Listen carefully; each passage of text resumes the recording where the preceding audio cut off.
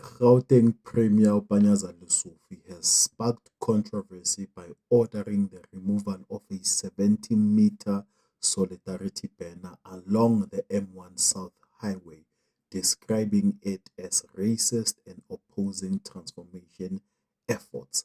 My name is Alokwan, and these are the news that matter the most. Now, the banner was part of a campaign highlighting South Africa's racial policies ahead of the G20 summit. The banner reads, "Welcome to the most racially regulated country in the world."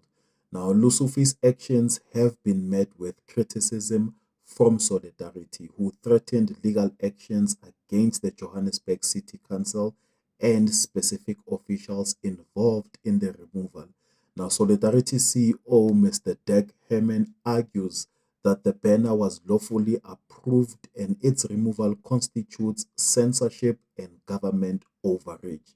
The incident has escalated tensions between Lusufi and Solidarity, with Lusufi labeling Solidarity's action as anti-transformation and Herman accusing Panyaza Lusufi of suppressing free speech. Now, this controversy highlights ongoing debates around racial policies, free speech, and government interventions in South Africa.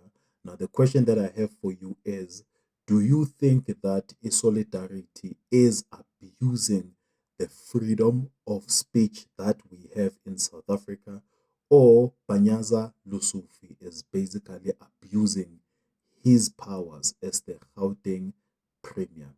What are your thoughts?